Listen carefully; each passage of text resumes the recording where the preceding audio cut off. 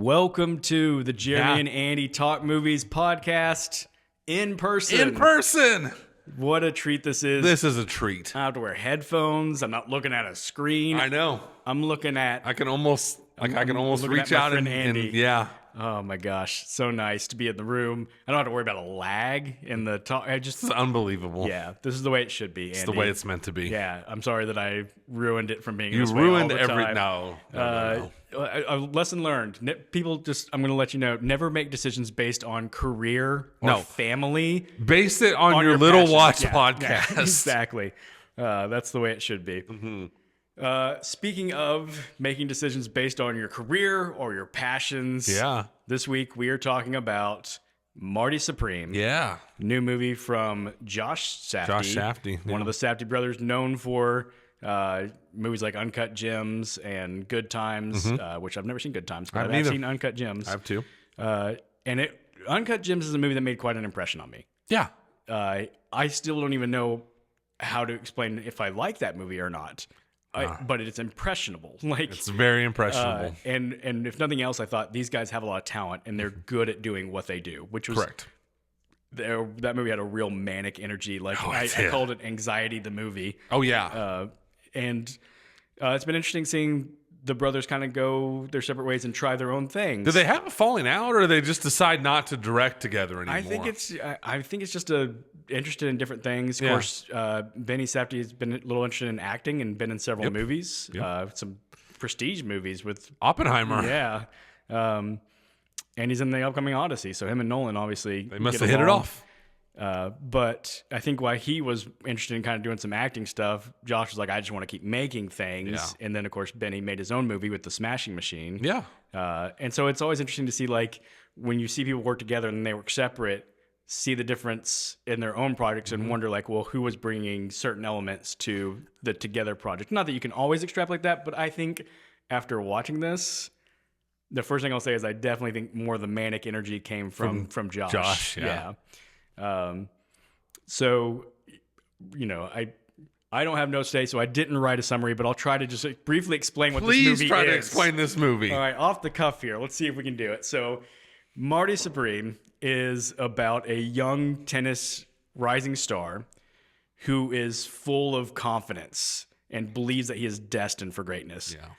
But that confidence and that sense of entitlement really gets him into more trouble than it really brings him opportunities. Yeah. And his life ends up just a series of chaotic events that ultimately lead to him being in places he didn't expect to be and competing in a way he didn't expect to compete. So I don't know if you could have done any better with notes. I don't think I could have. This is not an easy movie to describe. No, it is not. We'll get into a lot more of I eventually want to ask you, Andy, is this even qualify as a sports movie? But we'll talk about that later because I just want to ask this right off the bat. Andy, was Marty Supreme good? So it's such a treat when you're a movie fan and something comes out that you can point to and just go, this right here is why I love the movies. Because Marty Supreme is why I love the movies. Okay. This was phenomenal. This is so weird and good and violent sometimes, kind of anxiety-inducing sometimes, frustrating sometimes. This movie is all the things, and I loved all of them. I love this movie. Yeah, I thought this movie was really good. Yeah. It is a hard movie to wrap your head around. Mm-hmm. Like you said, it's hard to describe. It's hard to know if I should recommend it to people or not. Right. It's because it's not an easily digestible movie. No. We talk about it a lot of times, friends we have that don't go to a lot of movies, they're like, I just want to go turn my brain off and just something I know I'm going to easily enjoy. Yeah. And this is not that movie, probably. It's a challenging movie. Mm-hmm. And it's challenging in a lot of ways. The first thing I just want to talk about is this movie, much like Uncut Gems, is one of these movies that challenges you to like the protagonist. Yeah. And I guess kind of going alongside of that, we can just talk about it. We've talked a lot about this being Chalamet's big test for doing a movie that's clearly not franchise or IP that anybody knows, obviously kind of based on a true story. And I'd love to read behind the scenes what's accurate and what's not, because man, this just felt like something straight out of the Safdie's head. Oh yeah. But Chalamet is not afraid to just be like, I'm going to play this guy super grating and obnoxious and he does a great job at it. But there are moments in the movie where I'm going, why am I rooting for this guy? Why am I hoping he digs out of this hole right now? If I knew this guy, I would be hoping it doesn't work out for him. Yeah. But because I'm following him in the movie, I am just like so invested in it working out for him. Yeah. Yeah, I mean, I think it's just time to announce Chalamet is the real deal. I guess to a lot of people he is already. And it wasn't that ever that I had my doubts. I just, I don't know, just maybe late to the game or whatever. But you watch this and you're like, yeah, this guy's incredible. Like, this, I don't want to say this performance shouldn't work, but yeah, like, you're just asking so much of your audience when you are just a egotistical, lying snake like he is in this movie. I mean, just lies directly to people's faces. Is not afraid. Like, it's always such a bold thing when an actor is willing to, like, so this is not a big spoiler, but there's like a scene where he is literally like groveling on his knees to somebody. And you're just like, man, for him to just strip away any semblance of being cool or anything and to just be that pathetic up on screen is a big swing. And he does it. And yet, like you said, why do I still want this guy to get out of all these messes? Like, this may be like a one-of-one performance. I just don't know that a lot of people could pull this off. Yeah. I thought while watching it, this is like, I don't mean this sincerely, but it's like a dangerously good performance because he's so good and so natural at it that it makes you wonder, like, is Chalamet just this bunch of a jerk? Like, I know, right? And you're right. Like, there's a lot of parts in the movies where he really has to humble himself, but you almost sit there and go, like, there are some parallels here because he's playing like a young star in his field, yes. and Chalamet is a young star in his field, and you could see how Chalamet as an actor could be as arrogant and entitled as this character is, and he's probably not. But you watch him do it in this movie so convincingly, you're almost like, maybe is he just playing himself, right? Like, it almost makes it hard to like Chalamet. Although like you said, I appreciate his gifts as an actor even more. Yeah. But it's like, man, he's really good at being the jerk. Really good at being a douche. Yeah. Yeah. Such a good performance. I mean, to me, it kind of puts him at the head of the pack for the best actor Oscar. Yeah. I'm not going to go that far just because I haven't thought through, like, I mean, fair enough. Yeah. But it just seems like the Academy, like, people are, like, they want him to win an Oscar. That's true. Yeah. I don't know. I have a lot of thoughts about. So okay, I was gonna say this for later, but here's maybe my hot take.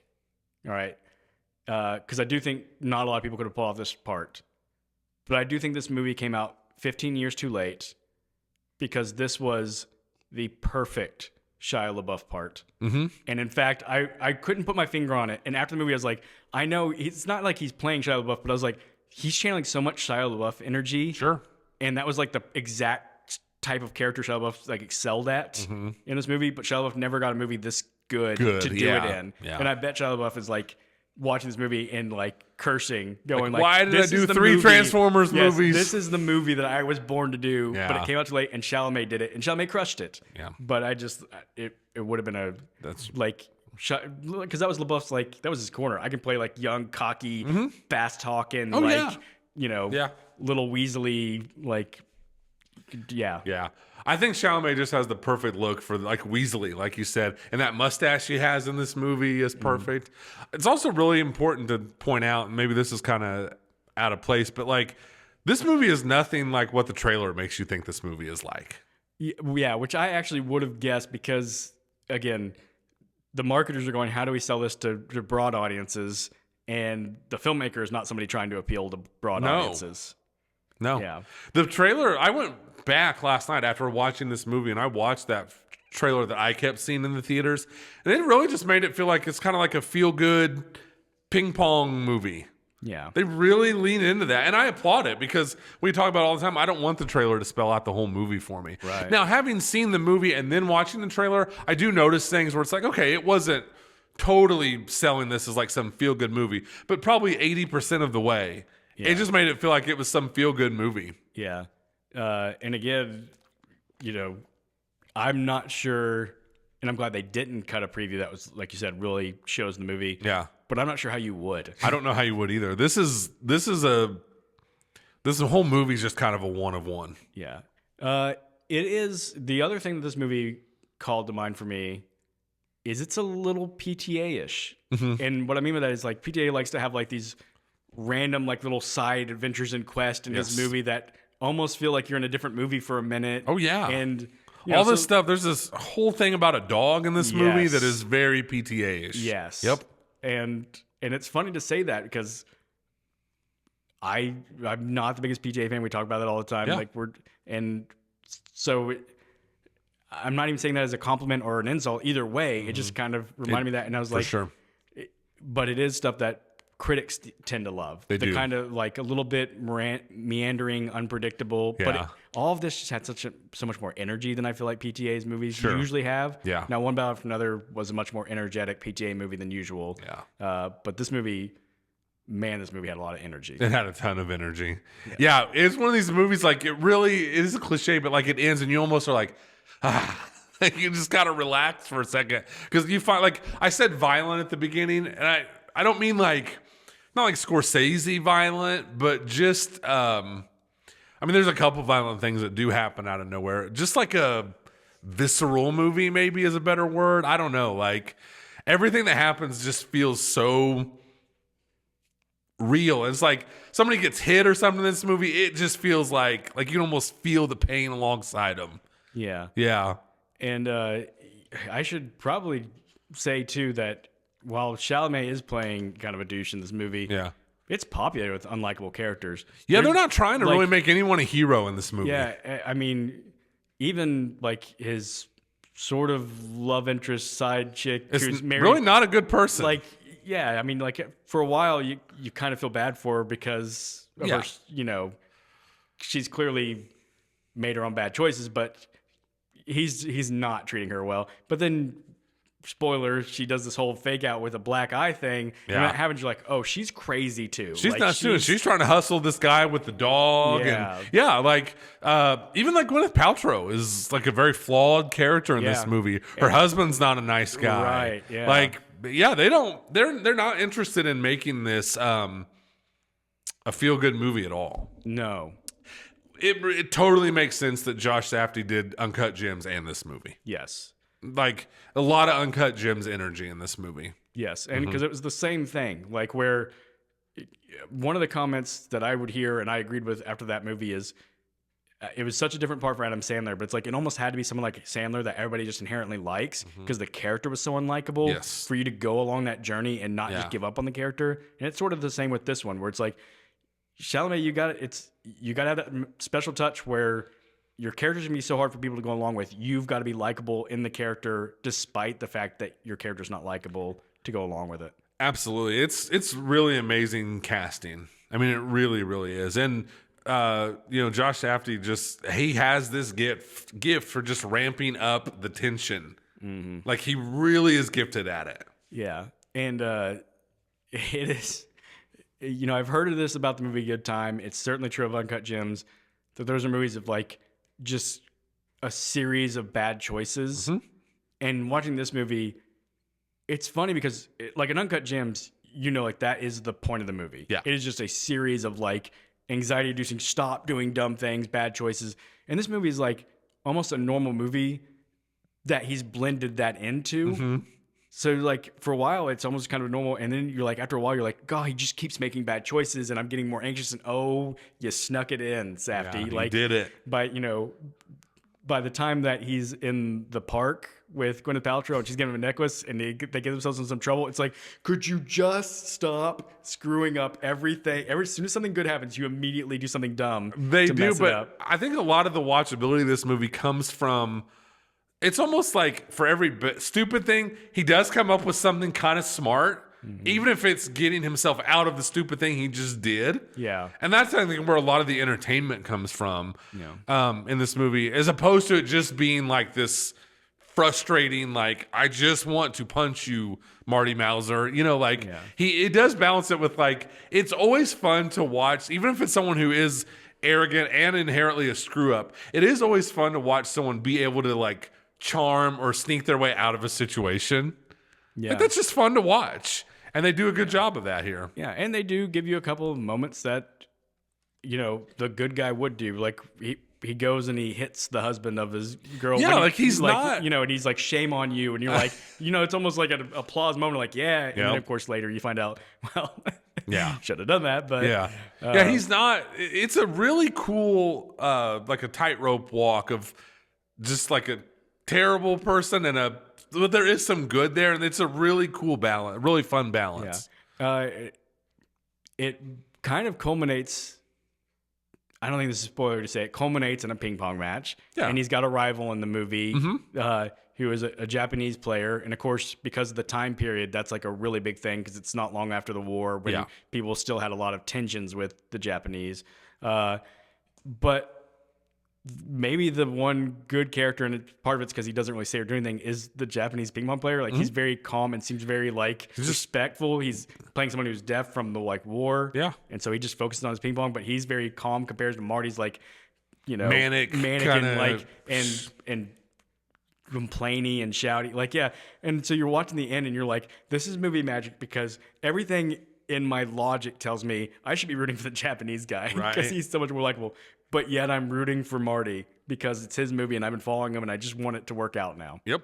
It's amazing in a lot of ways that this movie is as good as it is. Yeah. Because like you kind of think about it, it just feels like it could go really wrong. Yeah. And it just goes really, really right. There were even sections in the movie where I'm like, mainly kind of earlier on where I'm like, is this going to turn out? Because so going back to the Safdie brothers and doing their own thing, and talking about Benny having done the Smash Machine. And we did the Smash Machine on this pod, and we were kind of like, it was well made. It just didn't really work. There's a lot of good things to say, good performances. And early on this movie, I kind of wondered, like, is this going to be like the Smash Machine? It, obviously well made, good performances, and then like the energy just kept like kind of snowballing, and like it really did.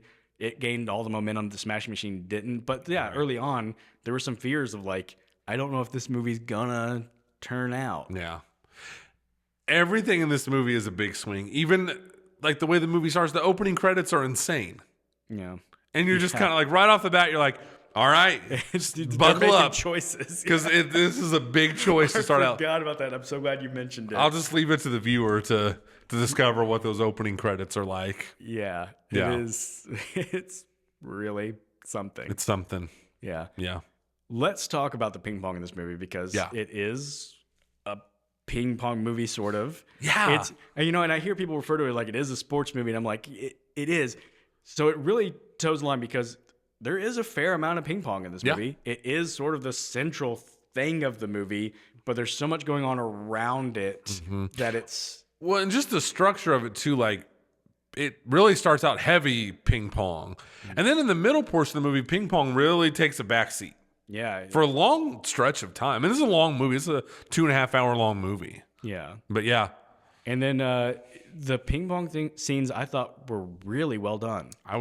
They did a really great job. And I'm like, I need to go read up on the behind the scenes. How did they do this? Or I'm sure Chalamet probably did train a lot. I mean, just like he learned to play guitar for, a Complete Unknown, play Bob Dylan. He probably trained a lot. But like, I'm like, you can only get so good training for even several months in ping pong. Do they use body doubles? I wondered if it was kind of like an I, Tonya situation, where like you have to film the person who does it and like transpose their head onto it. Because the other thing I thought was like, sometimes you watch things that are like old timey, back in that time period, and it just wasn't as good as it is today. And so it's a little easy, like I was like, is the table tennis going to be a little more boring? No, it is the full on like big, powerful, full out, swinging. Oh yeah. Crazy good stuff that I'm just going like, I don't know how they did this. I don't either. I did read at one point in time, and I don't know how true this is, that Chalamet has been training for like 3 years. Of course. Yeah, I'm like, is this real or is this just one of those blown out stories? And that like, even as he was doing like Dune and A Complete Unknown, part of his contract was that a ping pong table would always be on set. But again, I don't know if this just got blown up like that or if it's true.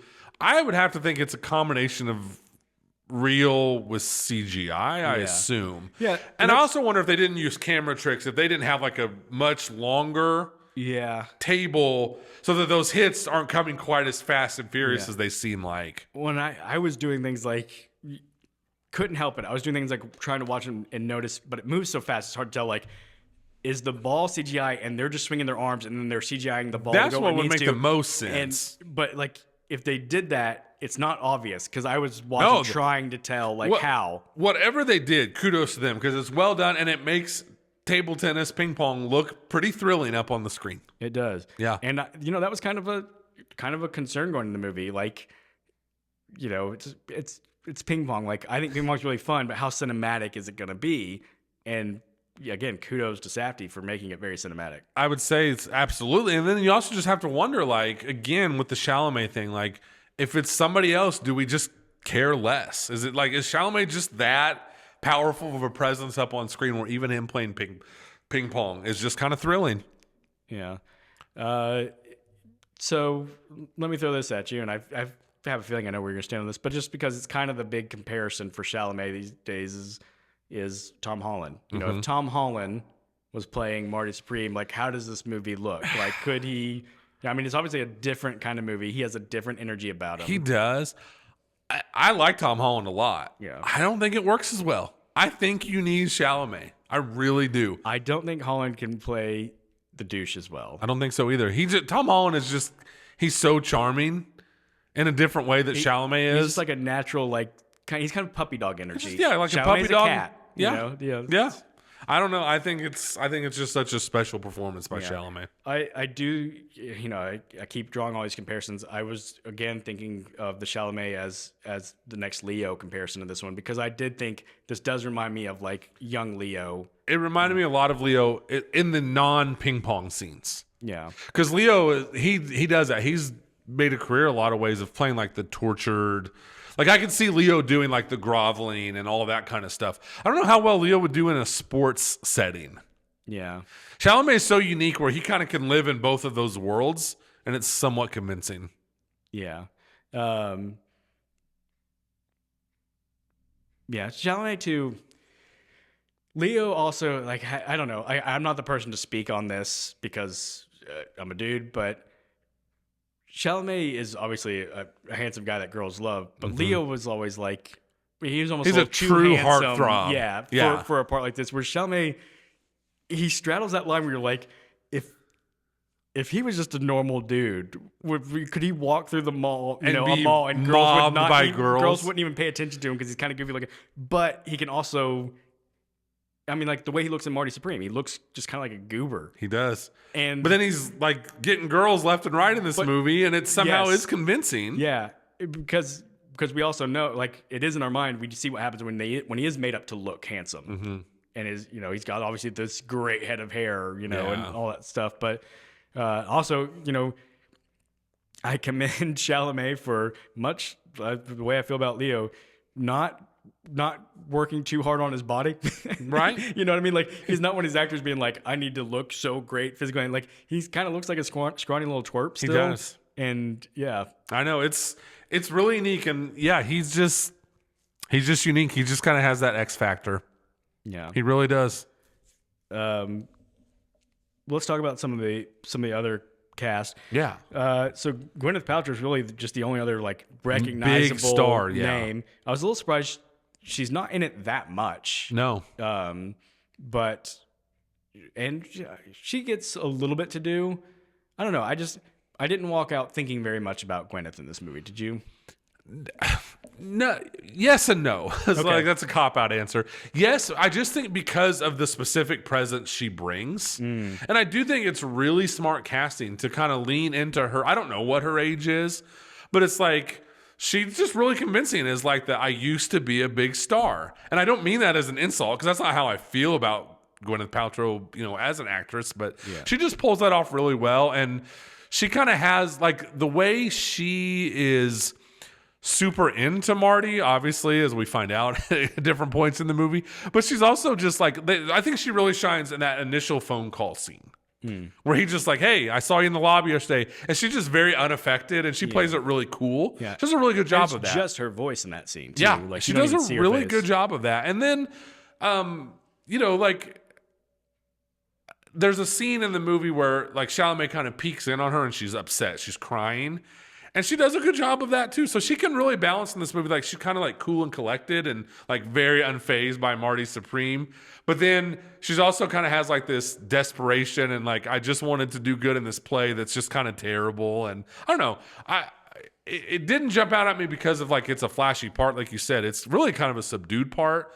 But I thought she was a nice presence up on the screen. I think that's fair. Yeah.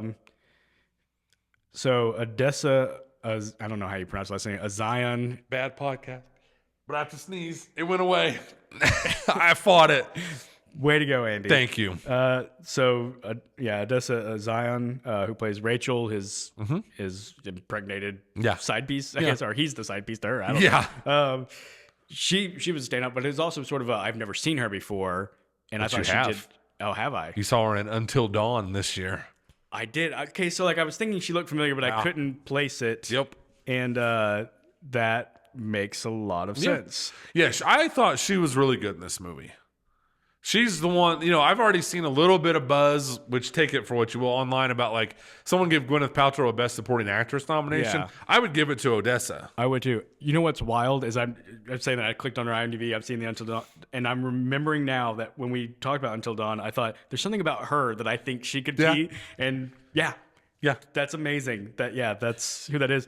Yeah, I thought she did a really good job. Like I came out thinking about Chalamet and her. Yep. She does a great job because she has to be, like you said, she has this really big turn in the movie where at first you're like, oh, she is such a victim and stuff. She's really not. She's really basically like the female Marty Mauser in a lot of ways. So she can flip that switch really good to like, oh, woe is me. And then all of a sudden she's kind of hustling alongside him. And she can turn that on real quick. Yeah, she was a big standout to me. Yeah, did a really good job, and I'm buying stock in her. Kudos to her. Good job by her. Yep. Man, I guess we should probably talk a little more about the actual story because we've talked a lot about performances and sort of the style of the movie.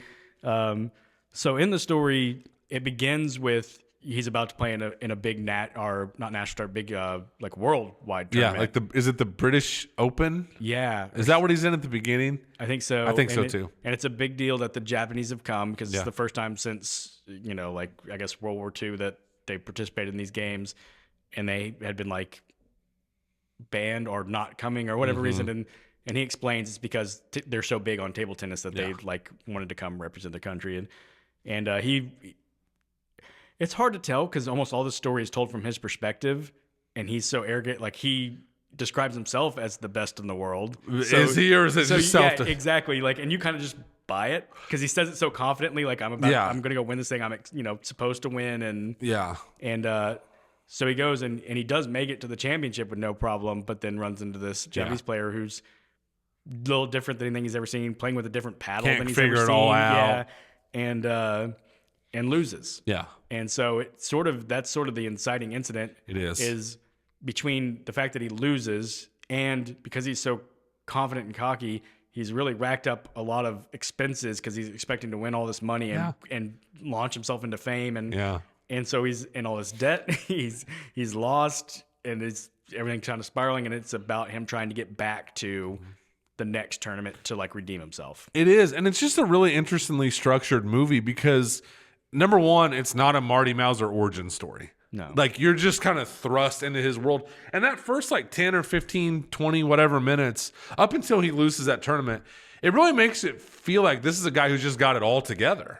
Because the opening scene is him working in a shoe store, and you just kind of feel like, okay, like this guy just does this, and like it kind of makes you as the audience feel like Marty Mauser just has it all under control, and it's not like a spoiler necessarily, but then all of a sudden it just kind of clicks in your brain like, oh no, he has nothing under control. Right, because you have him working in the shop, then you have him pitching the orange ball to it, and he's like, he is a salesman naturally. Like, and you're like, oh, this guy's just.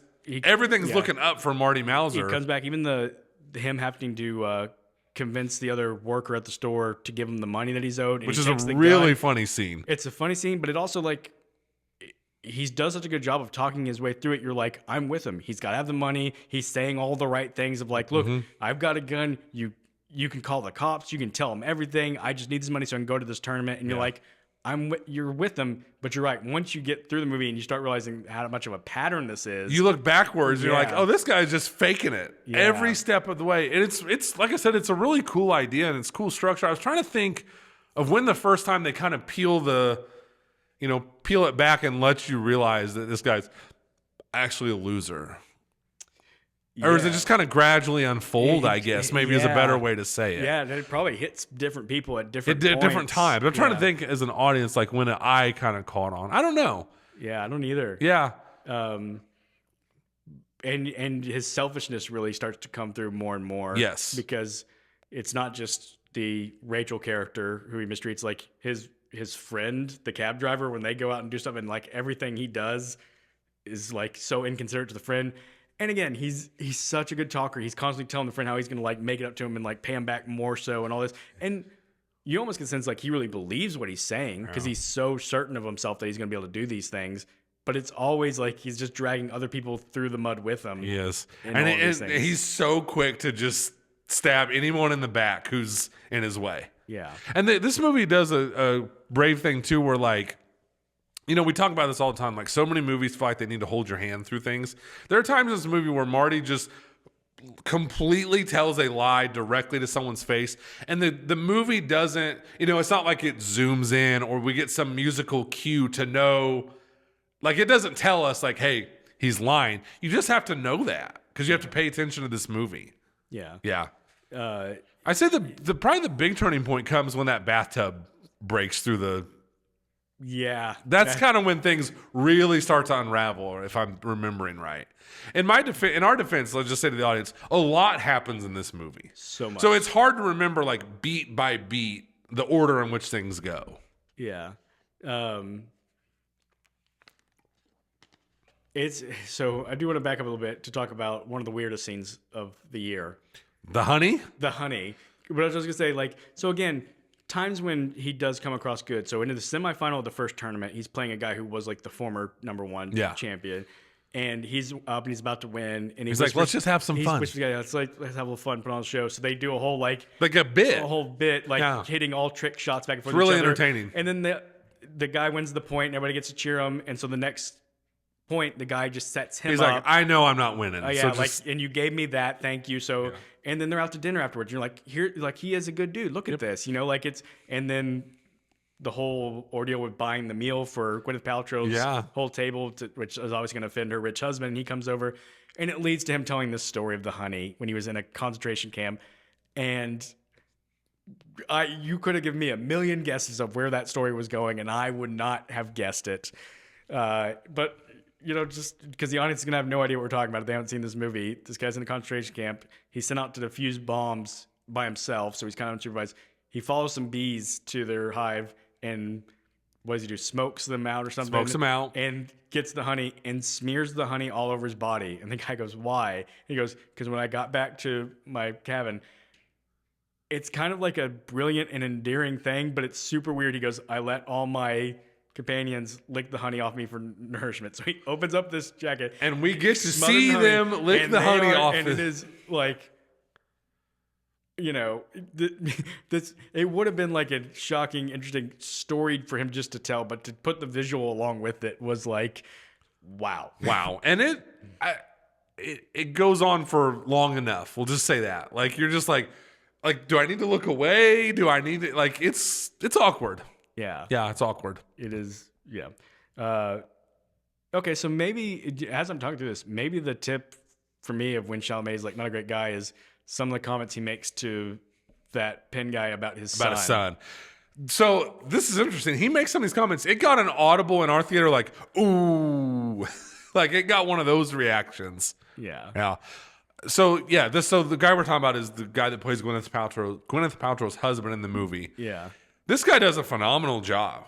He does. And him and Chalamet's scenes together are riveting. Like they're basically just like throwing punches at each other, like not literal, like verbal punches at each other the entire movie. It's a really fascinating dynamic. It is. Yeah.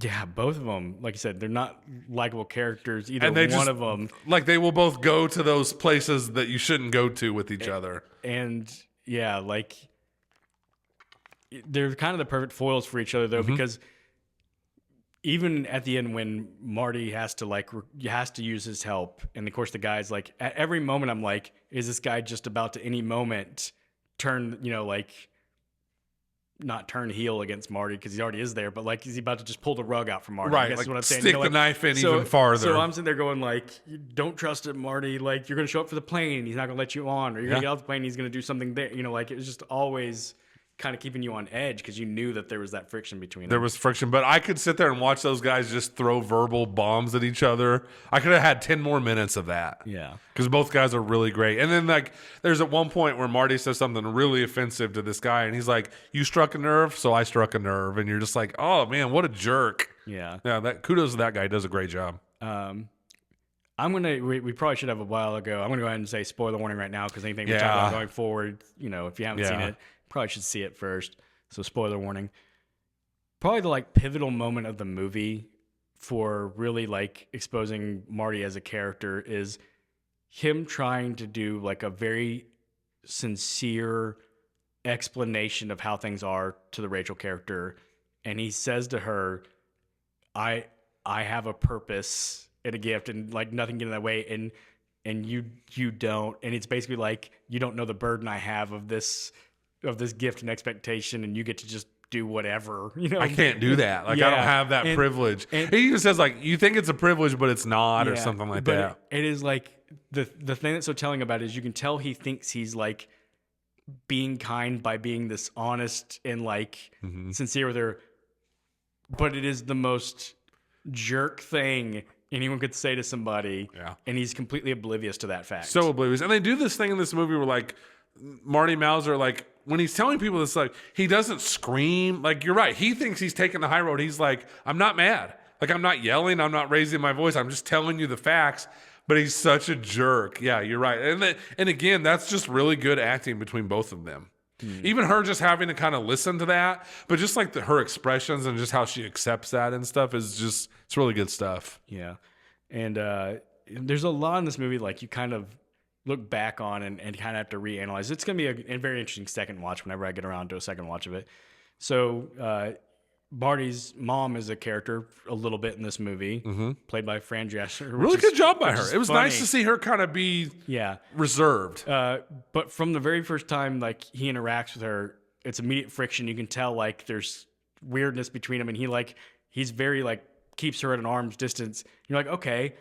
And the movie goes on, and I realize that by the end, the movie never shows you a reason why. The mom never does anything that would make you think. And so you're like, so is he just a jerk to his mom, or do we just not get to be privy to that information? Right. But I kept expecting there to be something that explained why there's such tension at home. And it's maybe he's just this guy. And his version of the story is she's a hypochondriac. We don't ever actually get proof of whether she is or isn't. Yeah. I mean, he definitely makes you feel like she's not a good mom. Yeah. But you're right. The movie is so much Marty's point of view. So it's just and you're right. That's what makes this will make this a great rewatchable, is to go back and see is he right, or is it just his opinion of her and he's so arrogant that he thinks he's right? I don't know. It's good stuff. And it's again, because at the beginning of the movie, as an audience, you're so willingly going along with his perspective. Oh, yeah. His mom's awful, and she is a hypochondriac. Exactly. But we don't ever actually get proof of that. Yeah. So, it's interesting. Yeah, man. As well. Let's talk a little bit about the dog storyline, because we brought it up, but it starts in the hotel with the bathtub going through the ceiling. That's wild. Landing on the guy's arm. Again, this is where it's this is so PTA, just random, this is crazy things happening. Just the most random, whimsical things that could possibly happen. The guy whose arm he lands on, it never really explains, but clearly some sort of gangster. Like a gangster, I think, is what we're meant to think. Yeah, because he's the more we learn, he's violent, he's got money, but he's attached to this dog. But he's also a scammer too, because he promises the Rachel character all this money, and then Marty goes through it and it's not money. Right. He's trying to scam them too. Yeah. Exactly. This movie's honestly just kind of about a bunch of lowlifes. It really is. It really kind of is. Yeah. like desperate lowlives. For sure. And yeah, so that whole dog storyline, like the guy has to go to the hospital with his broken arm. He tells Marty, please take my dog to the vet. And he offers him money, and he sends him over to his briefcase where he finds all this money. And of course, Marty goes, screws it up. Yeah, like we'll take the dog to the vet later. Let's use this money to go earn more money. Because I got to get my $1,500 to fly to Japan. By running a hustle. So of course, it makes sense. You're one of the world's greatest ping pong players back in those days. I mean, these days, nobody's going to know who you are, but especially back in those days, nobody's recognizing. He even says that to his friend. He's like, we'll just go to such and such area. Like, they won't know me. Yeah. And so he shows up at a bowling alley where ping pong also is being played and hustles people in classic, form. They don't get very far before those people figure it out and catch up to him. There's a confrontation at a gas station, and the dog helps defend him, and then they just leaving him. Yeah, which is again Marty just does Marty not care. Just only knows how to look out for himself. Exactly. And then later he realizes, oh, maybe the way I can get money is if I get that guy's dog back. He's so desperate. And everything he does is all. You're right. It's always just the next play, the next scam or whatever to. And then that's where we kind of learn. I think that's the first kind of glimpse we get from like that Rachel is basically just kind of like Marty. Yeah. Rachel is her name, right? Yeah. Yeah. Because she's very willing to go along with this whole like dog scam they're trying to pull. Yeah. Yeah. And yeah, they end up finding the dog, but he's at this kind of like a redneck kind of guy, and he just immediately gets a gun out, and it's wild. And then they like drive their car through part of his porch, and you're just like, what is happening right now? And that's really the moment where I was like, okay, Safdie, you're going full like everything you're doing is making me go like, just why? Why are y'all just chaos? Your life is just chaos. Yeah, and I just couldn't believe that this dude and this dog like kept coming back in this movie. Like, it really is a big part of the movie. Yeah. Like, it doesn't necessarily take up a lot of screen time, but when it does, it's pretty heavy stuff. And then you get a really good scene where this guy whose arm got crushed and stuff, he basically kidnaps Rachel, which is wild. And he's like, hey, you're coming with me. We're going to get this dog. That's when I said violent, because you do get a moment of violence there. For sure. A good one, too. Made us all jump in the theater. Me, my mom, and Ryan and Mitt. Yeah. I'm realizing now, thinking back on it, that's the last time that he sees his friend in the movie, where he, sees him across the pool hall. He's like, "Where you going?" And Marty just kind of Marty just like I can't do this right now. I can't even explain. Yeah. I've got to go. Because he tells that it's like these are violent people. Because he tells Marty, he's like, "I'll take a hammer to her stomach," and you're like, "Holy cow!" To his pregnant girlfriend. Like, good grief. Yeah. So they go do that. There's a shootout, and it's well done. Yes, and it's. Again, at this point, you're just full on like within the chaotic Safdie world. It's you're totally in. And I'm trying to remember. Was it? It was after that we get the black eye reveal, right? So his girlfriend had shown up. No, yes. So the first time they go to that guy's house who has the dog, after that you get the black eye reveal. The second time they go back, she gets shot. Oh, right. Yes. Since we're well into spoilers. Yes. She gets shot like in the arm or shoulder area, I think. Yeah. But I was going to explain, now that we're into spoilers, the black eye reveal was that she had shown up to him. You get the idea that the husband suspects that they're having an affair. Yeah. And he seems like a kind of a rough guy. So when she shows up, she's got a black eye. You think, oh, you totally buy it. This dude hit her.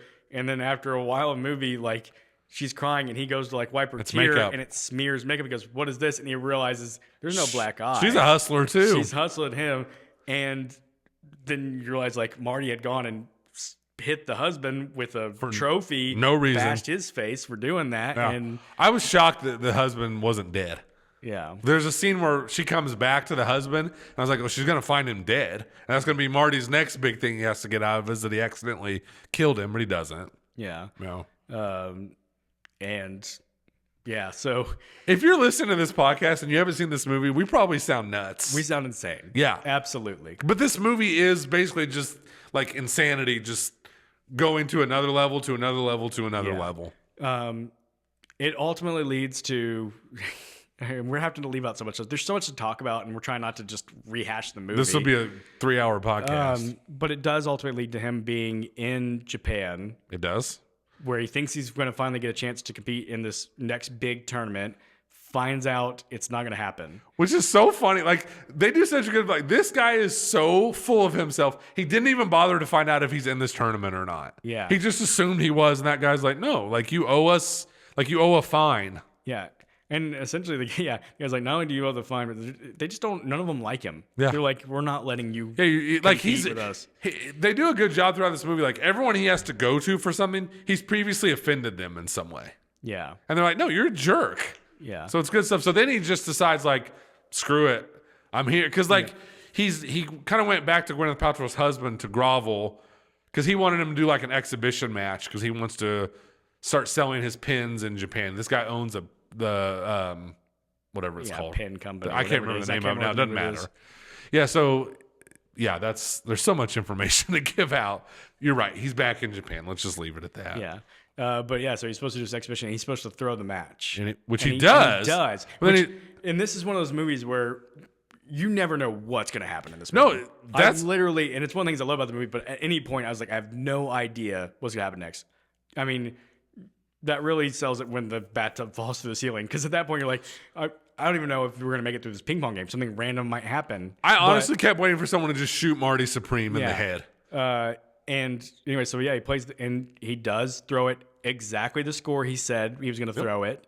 And they bring out this pig, which was a thing he didn't know about. And you can tell, like, he's doing his best to suppress his ego. But when they mentioned the pig, he can't do it. He was like, he's too full of it's himself. Just the straw, it's about to break his back.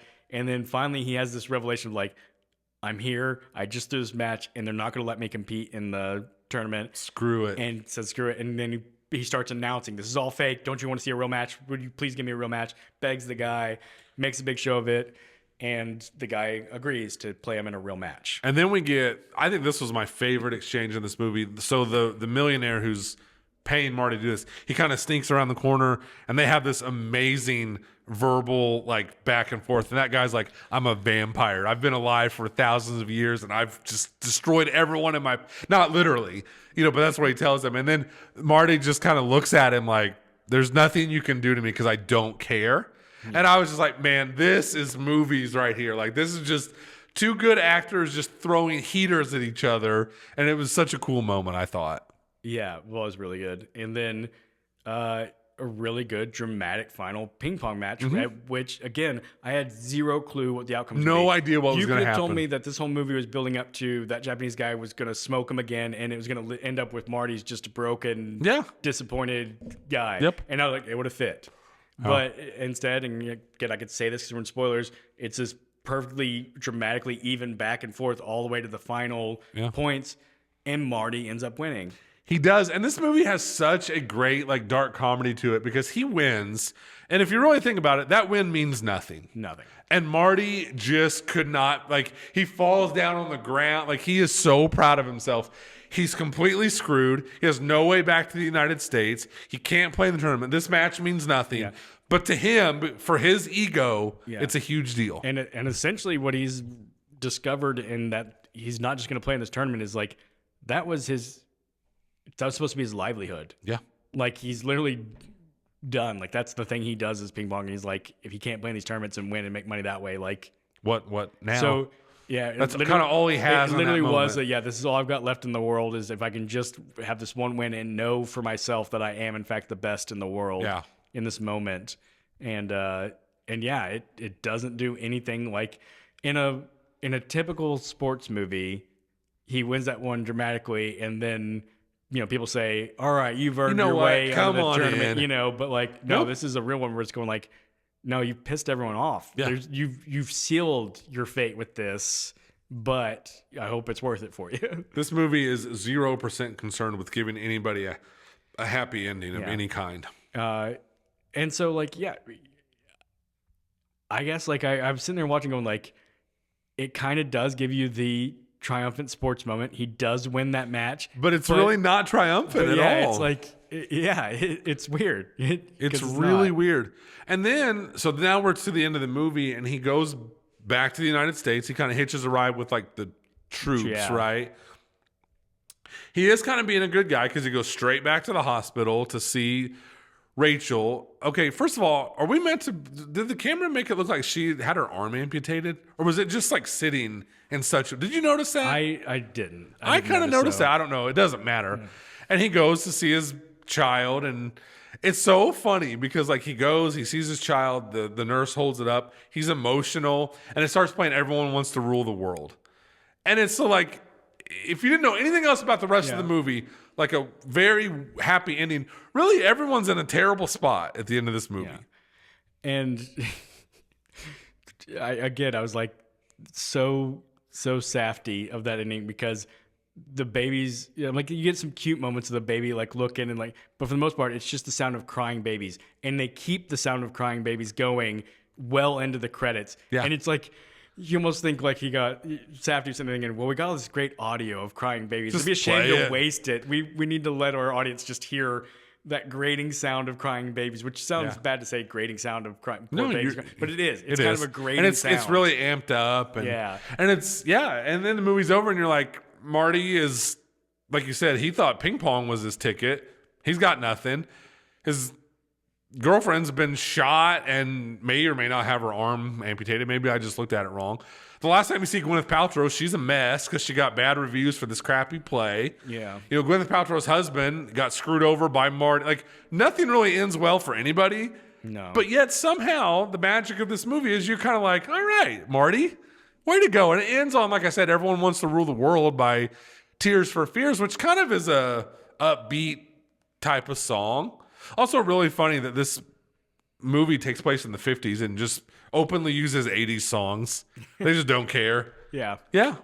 Yeah. So that's what I'm saying, where it's just like you just want to show people and be like, this is why I love movies, because they can be weird and they can have highs and lows. And it's just exhilarating to watch this movie that really, like I said, is kind of in a lot of ways a downer for everybody. Yeah. In the movie. Yeah. So you referenced it a little bit earlier, but I want to talk about it a little bit. What do you think is, you think this one's going to be an Oscar contender? I do. It just feels like, so when you talk about the Oscars, you always have to balance like what you think with how the Academy thinks. Right. And I just think like knowing how I feel about this movie, plus knowing what the Academy tends to go for, I think like I said, it just feels like they really, really want to anoint Chalamet as like the next big deal. So my prediction is that he will win Best Actor. Just my prediction. Yeah. Because I think they want him to kind of carry that torch into the next generation. Yeah. I'm trying to think of who the other contenders are going to be for the Academy. I mean, I've got my favorite acting performances of the year, but I don't know. I can't think of too many that I'm like, the Academy is also going to be really into that performance. I don't know. I'd like to think we live in a world where we're going to see Chalamet and Michael B. Jordan nominated. Yeah. For Sinners. I mean, again, like Michael B. Jordan would be one of my nominees, but I'm very curious to see if that's going to happen or not. Yeah. I mean, Clooney for Jay Kelly, maybe. Clooney for Jay Kelly, I think. Yeah. You know, like you said, to me, like I'd throw Pitt in there from F1, but I don't think they will. They won't. Yeah. I feel like there's probably something I'm forgetting. There probably is. Yeah. I don't know. I think there's a really good chance Chalamet wins Best Actor. Yeah.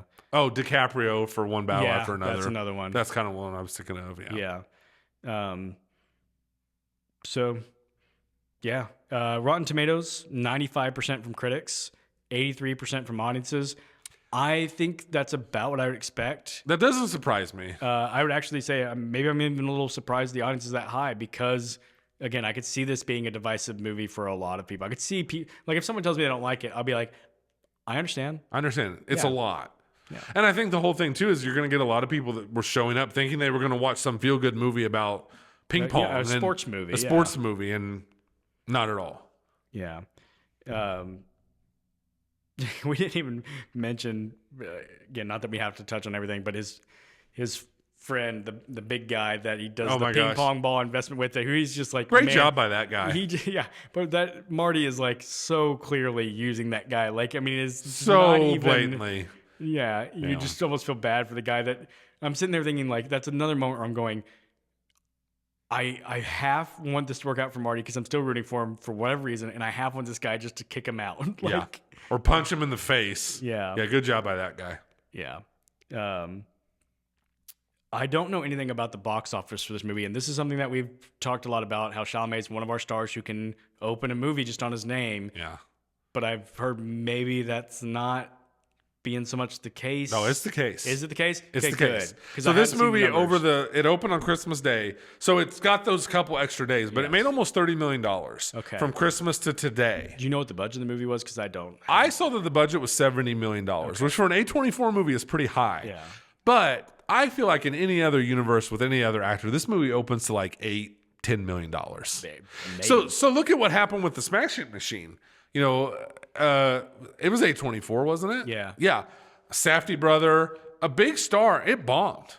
Like that movie made like $8 million total in the United States. So I think opening to almost $30 million is a huge win. And I think this movie is going to have some staying power because I think people are going to be talking about this movie. I think this is a win for Chalamet. No one was thinking this was going to open to $75 million.